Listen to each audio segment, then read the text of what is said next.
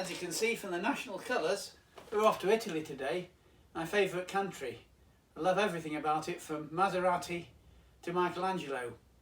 But we're going to be looking at something else today, and that's the Lancia. But before we do, here's something you've heard before.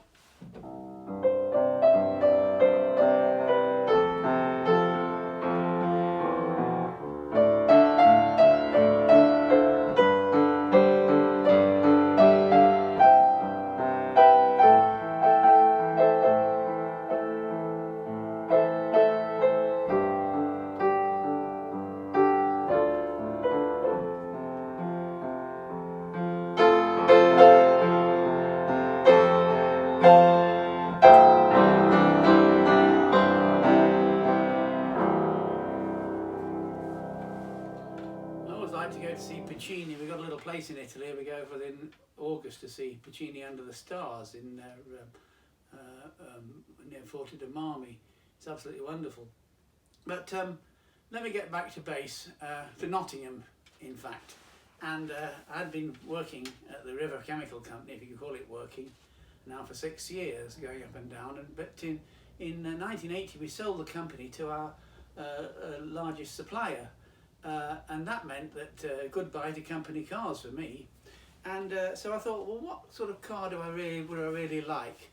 And I'd never really looked at Italian cars. Well, I had looked at them, and you know, I had a Lancia Beta and things like that, and I wasn't very impressed, and Fiats and things like that. And they were known to rust into the gutter as you're looking at them. But then I saw advertised a Lancia Fulvia. And Fulvia, by the way, means she knows. And here she is. See, I said she already. Dear, terrible. Small engine, 1300 or 1500, take your pick. But beautifully balanced. The last of the real Lancias before Fiat took them over, with a dual-like engine and road holding that was, well, phenomenal, which is its greatest attribute, actually. What is it about Italian cars? It's difficult to say, because you can't put your finger on something and say, you know, other cars like a BMW will go, you know, more of a projectile. Either go faster. If I looked at my Renault 16, it was more comfortable. The VW, the clatterback one, it would go. It had a long-legged feel. Felt it would go on forever. But there's something about these cars that had soul, and I was trying to put my finger on it as to what it was.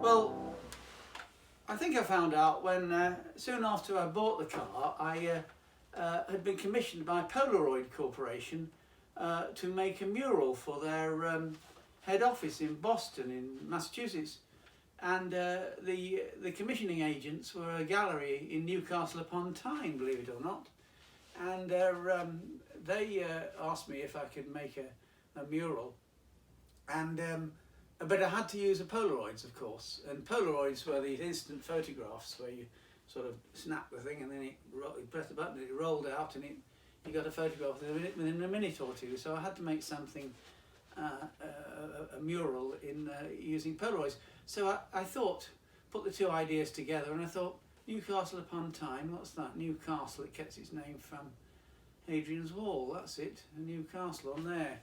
Okay, why don't I go and photograph a section of Hadrian's Wall and make each Polaroid one of the not the bricks but the stones in the wall, and enjoying the whole thing together, and I don't know, about 2 or 3 meters wide, or however wide they want it, and then we could see the whole thing built up. I thought it was a rather neat idea of, you know, making a wall out of Polaroids, especially Hadrian's Wall.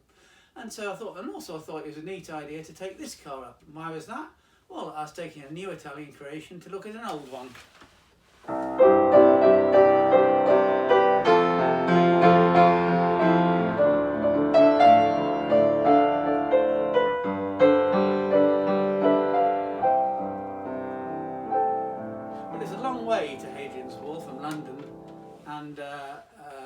driving, it would really go fast.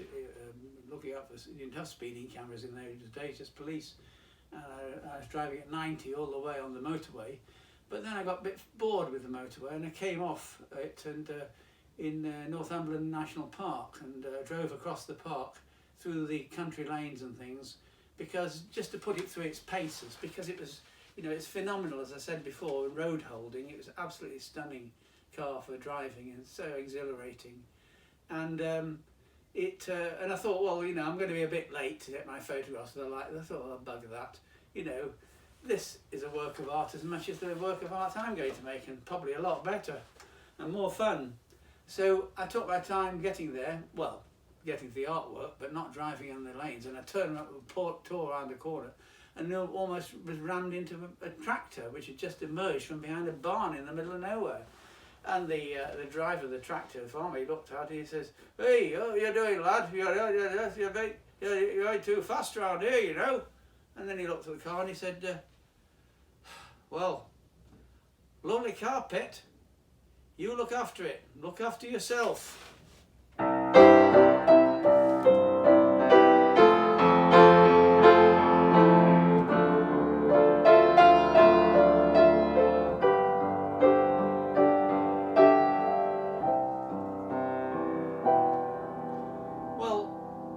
To London, I have to say, I felt a bit knackered because I've been working on that, driven there and back in a day, and I'd take the photographs and all the rest of it and worked it all out, so I would be knackered. But it was also, I had backache and things like that. This wasn't a comfortable car to drive over a long distance, which is one of my sort of things that I, you know, say, judge a car by how you feel when you get out after driving 500 miles. Well, that won't pass many tests. You know, as I said, the BMW and certainly the Renault 16 were far more comfortable, and the Cortina had more room and so on. So I thought, what is it about this car that I love, that I really want to get back in it and drive off again, even though my back's aching like hell? You know, I thought, well, I'd like to go and just drive around the streets of London. It's something about it that was sort of really sort of seductive. And I thought, what is it? And I thought, well, it's because it feels alive. It doesn't just feel like a work of science. It feels alive.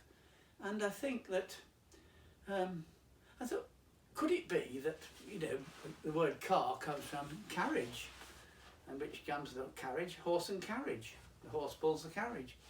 Could it be the Italians, it's almost as though the horse is still there in a way. Something alive is still there, like the horse and carriage, they go together, you know. And I thought, you know, is it because in Italian design, and it's not just with cars, it's with their food and it's with their architecture and art and everything really, bridges and things, well, that one fell down, didn't it? But there's something about their work that's in which the synonymous of art and science are somehow, they're not separate things. They don't sort of apply the design afterwards to the science or vice versa. It's as though they're synonymous. It's sort of in the soul of the country that art and science are together. And they go together a bit like a, I suppose in the case of the Lancia Fulvia, I suppose like a horse and carriage.